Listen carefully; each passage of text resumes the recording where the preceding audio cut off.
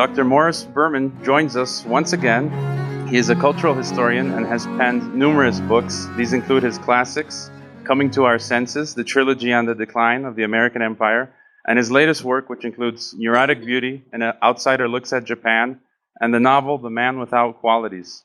A lot of this material is also available in Spanish, but our university course here deals with North America, and we'll be fielding student questions on the topic of American declinism. Thanks for joining the class once again, Dr. Berman. Thanks for the invitation. Before we begin fielding student questions, could you just tell us where your head is at and what's on your mind these days, especially concerning the U.S. and or Mexico? Well, the students should really be aware that I represent a very strange position within the American political spectrum. You won't find, you talked about declinism, and excuse me, that is my position. That is to say, I'm a declinist. I don't really believe the United States has much of a future anymore. And I also believe that civilizations rise and fall, and this is the time for American civilization to fall, which I think it's doing. And to me, the Trump election was certainly a very large vindication of my position. I'm in a strange position because if you're a declinist, you look at things and say something along the lines of bad is good. In other words, for me, the Trump victory was a good thing. Whether it will be a good thing for Mexico, actually, that's something we want to discuss, because I don't think that's an open and shut case. But what I'm saying is that comparison with the late Roman Empire is very interesting because towards the end of the Roman Empire, the folks who became emperors, the men who became emperors, included outright imbeciles and children, like 7 and 8 years old. And this was a very good indication of that the Roman Empire just had no future anymore. So I think it's kind of a similar situation because due to the strangeness of the partly of the American electoral system, which is one of the weirdest in the world, a kind of cartoon figure got elected as president. And so those people who are not declinists, I frequently call them progressives, they want, like Trump, they want to make America great again. They want to save America. And so they're horrified by the election of a cartoon character, to the White House. Whereas if you're a declinist, you actually feel good about it because since it's the worst thing that could happen, it's the best thing that can happen. Your position is that you don't want to save the United States because you don't feel it can be saved. And we need to get on with the evolution of civilizations. And we have had 400 years of settlement on the American continent. It didn't work out very well. And we are evolving to a new phase. And so Trump becomes, in a sense, the perfect president, the perfect, Hegel used the phrase world historical figure. That is to say, somebody chosen by history to act as a lightning rod for certain tendencies. And the tendencies are that the country's falling apart. And so, history chose this particular person to help the process along, so to speak.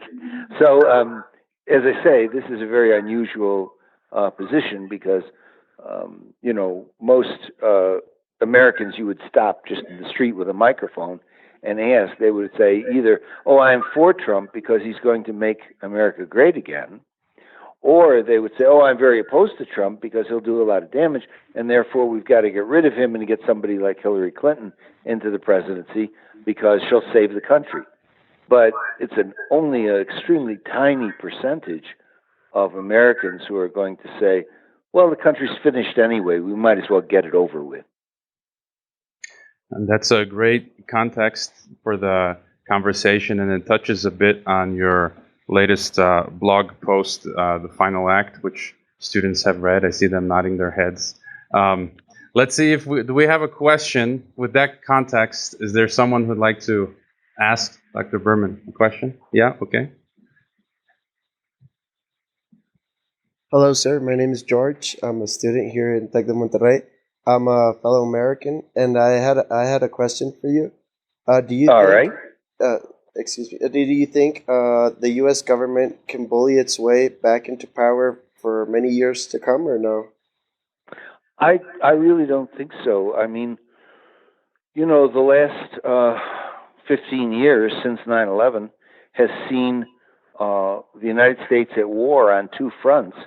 And you know what? It was losing both of them the last time I checked. The United States hasn't really won. The military is a paper tiger. The United States hasn't really won a war since World War II. Korea was a stalemate. Vietnam was a loss. There have been lots of little wars, but who's going to get excited about those? Meanwhile, if it can't really defeat, the Taliban in Afghanistan and the jihadists in Iraq, what are we talking about? What kind of military is this? And so I don't think it has. It certainly doesn't have a political or economic future. Those things are extremely endangered. But I don't think it really has a military future. What it does have, which is part of the irony, is America has a cultural future. Everybody runs around wearing jeans and Mickey Mouse sweatshirts and cell phones. And so somehow American culture has been extremely successful, which is a kind of bizarre irony when you have perhaps something like the number one TV show in the Gaza Strip was the sitcom Friends. I mean, I always found that insane. Here the missiles that are destroying civilians in Gaza are labeled "Made in USA," and they're sitting around and watching Friends, and admiring it, thinking it's terrific. So culturally, the United States is very clever and very successful, but I don't think it can hold out in the other areas. There was a internal intelligence memo, Global Trends 2025, it was called, generated by the intelligence community, and it essentially said that it predicted by 2030 we would not, that is, the United States would not have hegemony in the Pacific Rim anymore, and that I think that trend is going to continue. I would imagine by 2050 we'll be a third-rate power. Okay, thank you very much. My pleasure. Yeah, come on up. Hello, I'm Saskia and I'm from Australia. And I was just wondering, so obviously you think the United States has been in decline for quite a while, but the election of President Obama was seen as quite a progressive step for America. Do you think there's anything to that, or? Sorry, I didn't hear you. The election of Obama was what? Considered to be quite a progressive step for America as a black president. Do you think there's anything to that, or? Right, let's talk about that. I'm not impressed by gender or race in the sense of the importance of politics. For example, Condoleezza Rice was a black woman, is a black woman. She's also a war criminal and on the boards of corporations that do a lot of damage. Colin Powell was black. He's a war criminal and a very destructive individual in terms of the military around the world. You can go on naming these sorts of things that from the progressive viewpoint in the United States, things like gender and race are very, very important. But that turns real politics, which is about who is controlling whom, who rules whom, and who has the money and who has the power. It's real politics. It turns real politics into identity politics. After 8 years, what did Mr. Obama accomplish? I don't know if you guys ever saw that sitcom, very popular sitcom in the United States that ran between 1989 and 1998. It was called Seinfeld. And it was the most successful sitcom in the history of television. And it was called A Show About Nothing. And a lot of commentators have now written that the Obama presidency was really a Seinfeld presidency. It was a show about nothing. What did he exactly do in those 8 years? It was like photo ops. So the fact that you can get a black president into office or a woman into office gets an awful lot of people in the United States very excited because they think that's what politics is about. But the truth is that in terms of relations of power, if you took the ruling class and suddenly turned them into all women or all black people or all gays or whatever, purple or from Mars, it wouldn't matter because the relations of power remain the same. Lenin once said, politics consists, well, it's one question in English. In Russian, it's two questions, kto and kovo. In English, that would be translated as one question, who does what to whom? That's politics. And that's not about race or gender. It's about who is controlling the situation, not by the color of their skin or their gender, but who really has the power. And those relationships are what's important. And identity politics doesn't change any of that. Americans get very excited about issues of race and gender, but actually that's a way of not doing politics. There was a very famous political analyst in the United States by the name of Christopher Lasch. In 1979, Lasch wrote a book called, what was it called? The Culture of Narcissism. That was the title. And what he said in that book was that in the 60s, what the left discovered was that it didn't have the ability to change the things that really mattered, namely issues of power and control and wealth. It didn't have the ability to change those things. So what it did in the 70s was it shifted its attention and energy to the things that didn't matter. And things that don't matter are issues of race and gender. They don't matter for in terms of real politics. And so we became preoccupied with it, and that included things like constant battles on college campuses, for example, over what was politically correct or what was not allowed, or rewriting classic works like Mark Twain to remove certain offensive phrases that were not offensive in the 19th century, but have become offensive in the 20th. So the idea was to waste your energy on trivia, and that's what we have been doing. And the result is, just to give an example, last year there was a Mexican theme party that was held by some students at Bowdoin College in Maine. And so they served tequila and they wore sombreros and they played mariachi music. Well, the campus went nuts. All the politically correct people went crazy that this was cultural appropriation and they had no right to do this. Now, as far as I'm concerned, that was a compliment to Mexican culture. It was a tribute to Mexican culture. But this was considered cultural appropriation. Well, really? You mean Octavio Paz had no right to write about India because he wasn't Indian? And I had no right to write a book about Japan because I'm not Japanese? Finally, we take multiculturalism to the most ridiculous lengths. So, long-winded answer. Historians are very large windbags, as I'm sure you know. I'm no exception.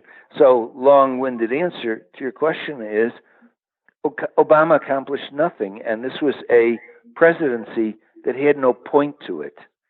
And that's a real shame. We just wasted 8 years. Okay, thank you. Good questions so far and excellent answers. Anyone else? Come on up. Or I read one from the list. Come on up. Or I'm going to read one and then someone else has to come up. We have a very interesting one here. It says, if we can agree about the American century coming to an end, and because of one of the factors being the hustling way of life, and realizing that China is the favorite to replace the U.S. I want to know if you consider that, is China, do they also have a hustling lifestyle? Because in my perspective, it seems they are following the same path as the U.S. Yeah, that's the sad thing. I mean, you would think they would learn from the American experiment, but it doesn't seem to be like they have. The book I did, the third in the series on the American Empire, was called in English "Why America Failed." The Spanish title is "Las Raíces del Fracaso Americano," and I was contacted through my agent a few years ago by the Beijing World Publishing Company. Would I be interested in having a Mandarin translation of that book? And if so, would I be willing to write a preface for the Chinese reader? Well, of course, the answer was yes in both cases. I certainly liked the idea of people sitting around in Shanghai in cafes and reading my book. Nothing would tickle me more. So the book did appear in Mandarin. And I did write a preface, but I couldn't imagine that it would get through the censors. Because in the preface I stated that as far as I could make out as what was happening in China, although I'm not a China expert by any means, but as far as I could make out, China was turning into the United States in Mandarin. They were just doing the same thing. 1% of the population owned something like 40 or 45% of the wealth, which is the situation in the United States. And you had people in rural areas living in extreme poverty, and then people, sitting in fashionable outdoor cafes in Beijing, drinking $5 cups of coffee. And what was the difference? What had China really accomplished? Now, the claim that they make is that all of capitalism circles within state control, and so the Mandarin word that you see in most of their documents is "wa." "Wa" means harmony, so we have to have harmony, and that's the important thing. But that can be a cover for cutthroat capitalism. I mean, so you talk about harmony, but in reality, you have a ruling class, and there is a ruling class in China. They're usually referred to as princelings, and so I'm disappointed because it would have been possible to have learned from the failure of the American experiment, but it looks to me like China is just following a similar path with a different alphabet attached to it, and I think that's really a shame because what happened to the United States will probably happen to China as well. Okay, and we have another question. Hi, I'm Mariana. I'm from Mexico. And my question is about Betsy DeVos, because she was just appointed as Education Secretary in Trump administration. And a lot of people say she represents a threat to public education. And I want to see your point of view on this. That she represents what? A threat to public education. A threat, she's a threat, in favor. Okay. Yeah, she's in favor of the charter schools and private school vouchers. Right. Okay, this is a good example of what I was talking about in my introductory remarks about bad is good. Okay, if I were a progressive and I felt that the United States needed to be saved and should be saved, I would say this is a horrible event because she is a threat to public education.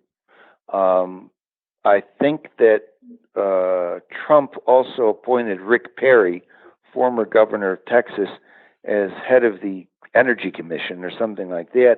And prior to his appointment as head of the Energy Commission, Rick Perry wanted to dissolve the Energy Commission. So we have more wonderful ironies. But you see, my reaction to events like this is positive, in the same way that I had a very positive reaction to Trump's election. Bad is good.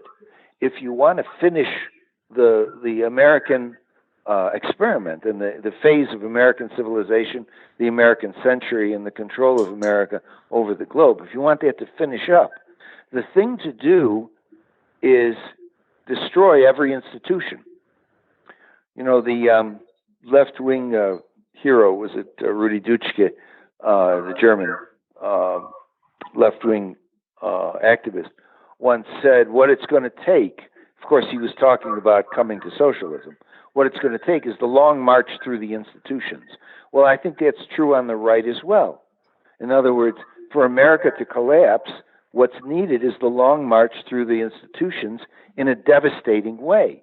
So you have Rick Perry, who has no interest in an energy commission, becoming head of the energy commission, and you have Betsy DeVos, who has no interest in public education, becoming the cabinet member for education.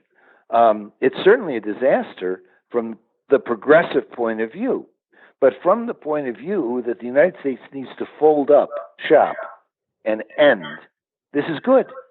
So you have to, it depends on which end of the telescope you're looking through, I suppose. And a fun fact, I believe she is the sister of Eric Prince, who used to own Blackwater, the mercenary company. Ah, there you go. Right. Well, you know, when Trump began selecting all these horrible people as his advisors, my reaction was, well, I mean, this will accelerate the collapse. Anyone else? A brave soul. All right, come up. We got someone from France. Okay. Yeah. Hello. So I'm Florent. I'm from France. My question is, do you think Trump has interest in maintaining the military-industrial complex, or would he be able to reform it? Does Trump have an interest in reforming the military-industrial complex? Is that what you're saying? Or what was the other? If he has interest in it, or if he would be able to reform it? Well, by interest, you don't mean personal economic interest. Yeah. You do mean that? Yeah, I meant that. Oh, okay. I don't know what his investments are. I mean, I have no idea. They're obviously very large, very worldwide. I don't know to what extent. This has come up, certainly in the newspapers, that there are endless conflicts of interest and constitutional issues, that he has these vast business enterprises, and obviously, as president, he could influence the American policy in such a direction that it would increase his wealth, and this is unconstitutional. So he has talked about divesting himself of his holdings and so on. So I don't know, what particular holdings he has that are overlap with the military. I'm guessing there are such things. I can't imagine that he's eager to lose money, but he probably is eager to look kosher, so to speak, not be unconstitutional. So I don't know what will happen with that. The larger issue of what he wants to do with the military is, of course, project power. That's what American presidents do. That's what Obama did. That's what Hillary would have done if she were elected. And we can expect more attempts, I think, of the military to project power, because that largely is U.S. foreign policy. It's not about protecting America or American citizens or a democracy or all that sort of stuff. That's just a cortina de humo. I mean, that's just a smokescreen. The real purpose of American foreign policy is to project power, and I'm guessing that he's interested in doing that, regardless of whether he has financial holdings in companies like Lockheed Martin or whatever, which he had a fight with recently about their prices of their aircraft and so on. Thank you. You're welcome. Thank you.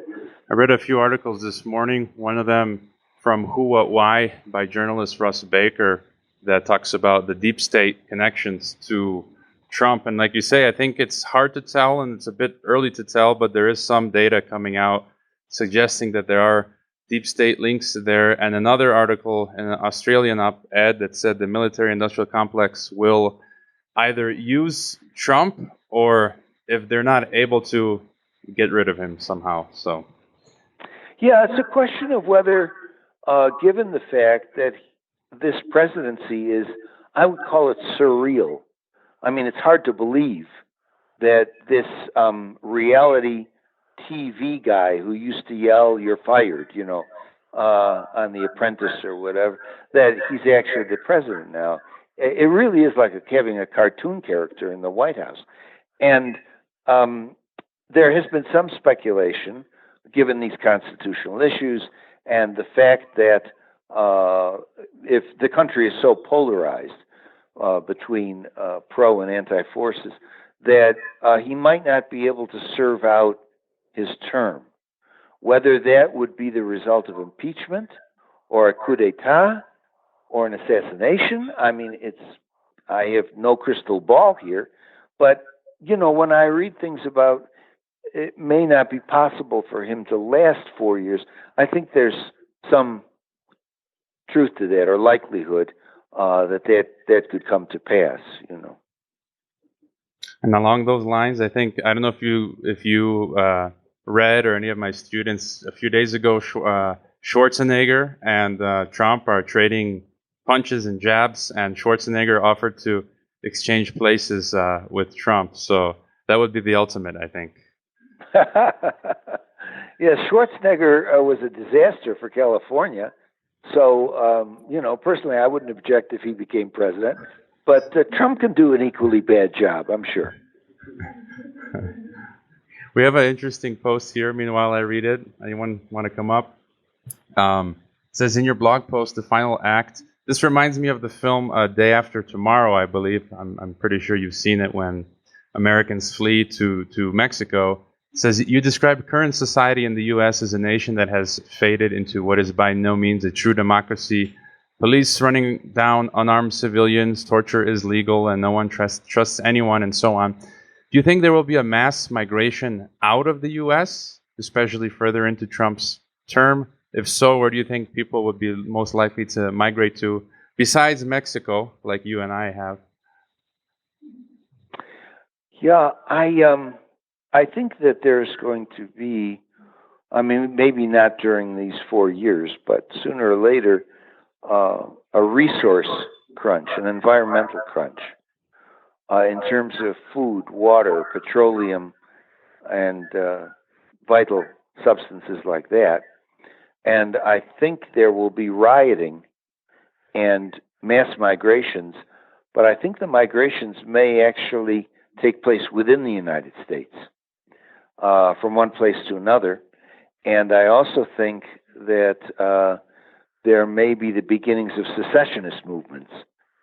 California, Texas, Vermont, certain areas breaking away from the United States. As far as I could determine, and I can't prove this, it's just things that have come up on the net that I've seen, the Pentagon does have a scenario in place for what happens if there are mass migrations, food riots, and so on, of training soldiers, doing training exercises in the Southwest in preparation for some pretty devastating events. I think they're already seeing on the horizon that things like this might occur, and they're doing training exercises to prepare for them. So this is very murky, because in terms of secessionist movements, I would put that like 30 years down the line. I just don't think that's going to happen within the Trump administration. But there's going to be increasing restlessness. The American dream is in a state of pretty ongoing collapse. And there are survivalist groups that are building bunkers underneath the ground. All kinds of activities like this are taking place because I think lots of people feel on some level that the United States has failed, and that it really doesn't have a future, and that it's every man for himself is the scenario. Right, and they were a few years ago practicing down in Texas, I believe, the Jade Helm exercises, which were probably for crowd control sometime in the future. And The Intercept published last year Pentagon video discussing how urban areas would be one of the primary threats, and they were preparing for civil unrest in urban areas. Yeah, that's what I say. I mean, I'm not tracking on this very closely, and I'm not doing research on it really, but every once in a while I would run across an article in some newspaper where a reporter had found out certain things, and I can't imagine that the U.S. military is not preparing for riots, migration, starvation, all kinds of events like this. They run various scenarios. It doesn't mean that they're going to do it. They have a scenario for bombing the Russia, for example, but that doesn't mean they're going to bomb Russia. They just have a scenario for it. But some scenarios are more likely than others, and I think that they've laid out scenarios for these things and are probably doing training exercises in Nevada or whatever in preparation for a time where we just don't have the resources anymore. Hi, my name's Augusta. I'm from Boston. I want to backtrack a little bit, and I'm curious if you see any value in the civil rights movements that are happening right now, such as Black Lives Matter or the Women's March in Washington. Well, to take the long haul and look back to, Selma and Martin Luther King and so on, I mean, all of that was extremely important, and so is Black Lives Matter important for the people involved. As I said, it doesn't change the relations of power. None of that stuff did. We have black people that are extremely wealthy and are among the ruling class. They're not helping out poor people in the United States, whether they're black, white, or green. So in terms of the relations of power, as I said before, I don't think these things matter, but they matter in terms of the lives of the people affected. For example, the statistics of black young males being shot by white policemen is quite, impressive, to say the least. And to try to control the racism of police departments like the LAPD or Chicago are important for the people involved. There's no question about that. But supposedly, I haven't documented this in a way that I could say it's 100% true, but supposedly before he died, Martin Luther King made a remark to Harry Belafonte that sometimes as a civil rights leader, he had the feeling that he was, what was the phrase he used? He was hurrying people into a burning church. That's a very interesting remark for King to make. What he was saying was the civil rights movement, the core of it, the center of it was to get an equal deal for black people, that they should have the same opportunities. They want the same slice of the pie that white people have, or Hispanics, or whatever. They want an equal share in the pie. But what King was saying, what if the pie is rotten? Who wants an equal share of a rotten pie? I don't want to eat a rotten pie. And so he was hurrying people into this church that was burning down. That's what he apparently said to, excuse me. That's apparently what he said to Harry Belafonte. And that's just quite a staggering, in my view, quite a staggering comment, because it's saying, when all is said and done, to get equal rights for people in a rotten system is not that great an achievement. And he began to have doubts toward the end of his life about the system as a totality, and I believe that's why he wound up getting assassinated. Yeah, and I'm not sure if you're familiar with the court case from 1999 that the family brought against, I guess, the government. Eventually, the verdict said that local, state, and federal agencies of the U.S. government participated in the assassination. Yeah, I think that case was brought by Coretta King. Right. And I remember reading about it, and it's just that this wouldn't surprise me. King, at the very end, became much more than a civil rights leader. He really, really began to see the connections between things like the garbage strike in New York City that was going on and what we were doing in Vietnam. He began to understand the relations between domestic policy and foreign policy. And once you start talking like that, you make the power elite become very nervous. They don't want somebody who has that kind of charisma and that kind of influence to be talking like that. And because then exposes the whole game that the United States is playing with the world, you know. And so I just wouldn't be surprised that he was bumped off from within the government because he began to understand things like that and began to talk about them. Hello, I'm a student from Germany. I have one question. You said you're a declinist. So in case you're right and the American empire is falling apart, do you think it's dissolving? Or you talked about the Roman Empire and like mainly dissolved into smaller countries. Or how do you see American future play out in case you're right? Well, yeah, I mean, I really don't have a crystal ball. The guesses that I would make, as I said, I think secessionist movements exist right now in the United States of varying strength in various places, but I don't see actual breakaway for at least 20 to 30 years. I do think that we will hit a resource crunch. I don't think capitalism has much of a future, and I think we will hit a resource crunch that will be quite severe. And so there will be mass migrations, riots, famine. I see military operations that we already have training exercises for putting into effect. I see the declaration of martial law with a soldier on every street corner of every major city. I mean, it's a pretty catastrophic scenario, but this is the direction in which we are tending.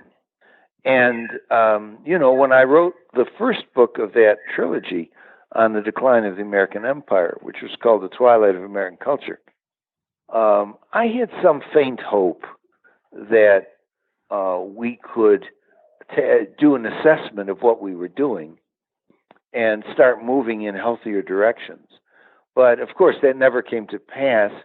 In fact, most of the studies like Arnold Toynbee or studies of civilizational collapse show that in the final phase of an empire civilization, it does exactly the wrong things. It does precisely those things that accelerate the decline. And that's what we're seeing today. When you have Rick Perry as head of energy, or you have Betsy DeVos as head of education, or you have these crummy, slimy, sleazy individuals as his advisors, we're doing precisely the thing that accelerates the decline. And so, you know, I mean, some kind of scenario, but, you know, I can say that in the case of civilizational decline or collapse, it's never pretty. I mean, it just doesn't look very good, you know. So I think we're in for some pretty rough times, to be honest with you. Any final questions from students as we wind down? I think one of our last topics is Mexico. What are your thoughts on in Mexico in general and U.S.-Mexican relations? Some students went out, I believe, and I recommended to them McFarland USA, which you recommended last year and that we saw and you wrote about on your blog. What are your thoughts on Mexico? Well, you know, most of my Mexican friends are appropriately horrified that that Trump got elected because he talks about building a wall and making Mexicans pay for it. And he has characterized Mexicans as criminals and rapists and all this sort of stuff. So the news doesn't look good for Mexico. And also he wants to put up tariffs that would make it very difficult for Mexico to sell its goods in the United States. And frankly, 80% of the commercial market in Mexico is sold in the United States. So, I mean, that could be quite disastrous. All of that's true or potentially true, but the fact that you have somebody of that persona in the White House with a kind of almost inexplicable hatred for Mexico has the potential, I think, to lead to a opposition to the United States and a strengthening or a great increase in Mexican nationalism, which I would like to see. I mean, I was never a big fan of Vicente Fox, but I certainly liked the time when he said, "I'm not paying for that effing wall," And Peña Nieto, who generally can't be accused of having too much in the way of cojones, did in his this hour-long conversation he had with Mexico oppose Trump and stand up to him, and good for him. I would like to see more leadership on the state level in Mexico and Chiapas and Oaxaca. Real opposition on leaders starting to speak out against the United States and oppose it and promoting Mexican nationalism.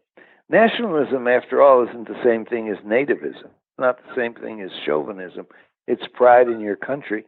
I think Mexicans have a lot to be proud of, and now's the time to turn their energy in a anti-Trump direction and stand tall as Mexicans and oppose the types of things that Trump wants to do to Mexico and what he says about Mexico and so on. So the opportunity offered by Trump for Mexico, I think, is a really great one. And frankly, if Hillary had won, Mexico would have just continued to limp along in the same direction that it's, because she didn't have any great plans for Mexico, and things would have remained status quo. With Trump in the White House, there's real possibility to galvanize anti-American sentiment and pride in Mexico, and I certainly hope that happens. And something that Mexico probably should have done long ago, regardless, probably make more deals and trade with Asia and China to be ready just in case, the U.S. gives us a hard time. Yeah, absolutely. I mean, I always agreed with that sentence from, that famous quote from Porfirio Diaz, tan cerca de los Estados Unidos, that Mexico was far too close to the United States. It has not been good for Mexico. Well, some things have been good. I shouldn't make a total blanket statement. Migrant workers have poured money back into the country and so on. There are things that are good. But by and large, I think it's a baleful influence. It's a negative influence. And I think, now mobilizing opposition would be a good thing. Okay, we have one final student question. Okay. All right. About the relationship between Mexico and the U.S., I just want to say that I think it's really positive to say that we need to become more nationalistic and everything. But I believe that the economic relationship made with the U.S., it's really hard to not depend economically on the U.S. because of a lot of things, not just economic, also the fact that it's so close to us and that a lot of Mexicans live there. I mean, the communication between the U.S. and Mexico is beyond politics. So I don't know how we can change that and move and really look to Africa or Asia or even Europe when we don't have that relationship and that structure that has been built in all these past years and decades. Yeah, I mean, you're right.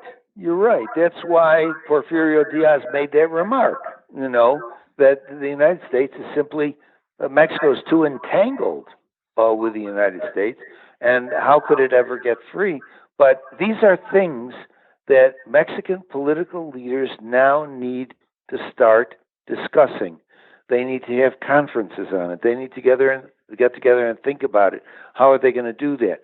If 80% of the goods manufactured in Mexico are sold on the U.S. market, how are they going to decrease that? I mean, part of it might be, selling tortillas to China. I understand Mexican food is quite big in China, actually.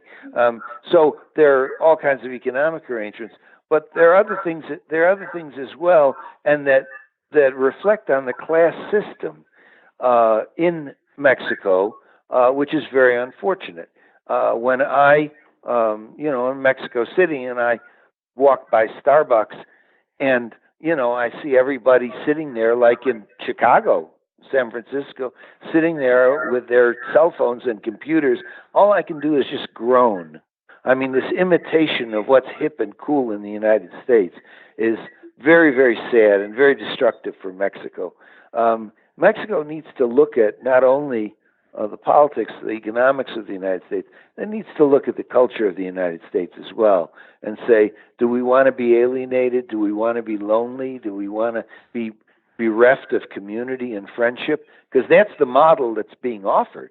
That's what you get with American culture. These things need to be discussed now. They need to be talked about, and we need Mexican leaders to stand up and to say, we have pride in Mexico, and here's what we're going to do about it. I'd love to see that. So far, I don't think we have that, but maybe that will appear on the horizon as things get worse. Okay, final question, which I ask most of my guests.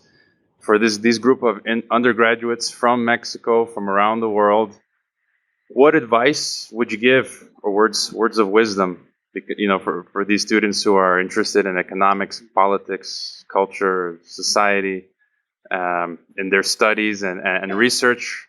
What advice could you give them? Well, it's kind of hard to summarize. It's kind of hard to summarize at this point, but a few years ago, I formulated a concept that I called dual process, which was a long-term view of what's happening to capitalism. And basically what I argue in that article, I finally wrote an article called Dual Process, but I started giving the concept out in lectures I was giving in various parts of the world.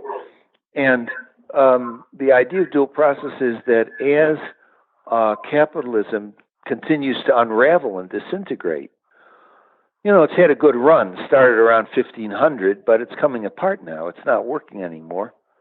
And this is the century for it to collapse.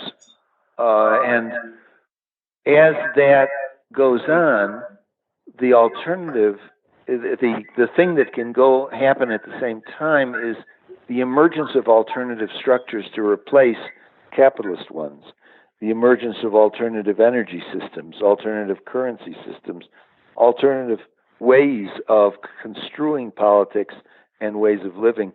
There are all kinds of things that can be done and are being done, not so much in the United States, but to some degree, but certainly in Europe. There's a lot of activity along those lines, especially in countries that have been forced into terrible austerity, like Portugal and Spain, for example, or Greece. They're very active with these alternative systems.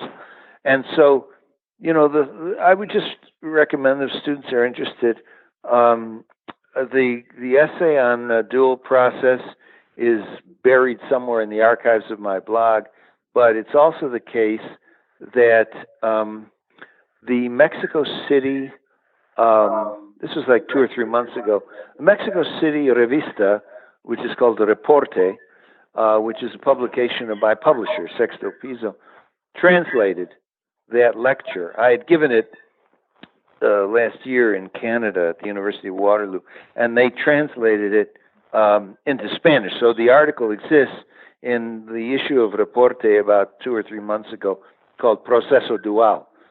So you can read about it there. I mean, the thing I would encourage, these undergraduates, all of you guys, to think about is, what do you want to do with your lives in this world as it is currently constituted? Because we're in a very unusual phase historically. It doesn't come along that often. And, how many Roman empires collapse? It doesn't happen every day. So the question becomes, how do you want to fit into this scenario? So, you might get something out of reading this and thinking about in the context of, I taught for a year and a half at Tecnológico de Monterrey.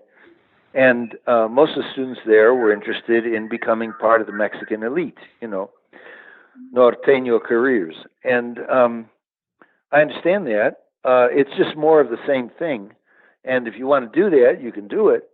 But if you want to help Mexico or the country that France or the country that you come from, taking a look at what's happening and thinking about alternatives and getting together with other people who are thinking about alternatives probably is a better way to go.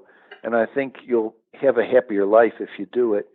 So just a suggestion anyway. Excellent advice, and I'm very happy that you said that. Well, all right, we won't take any more of your time. We thank you so much for this opportunity. Well, thank you. Thank you. All right. I really appreciate that. Arriba. All right. Have a good night. Ciao. Bye.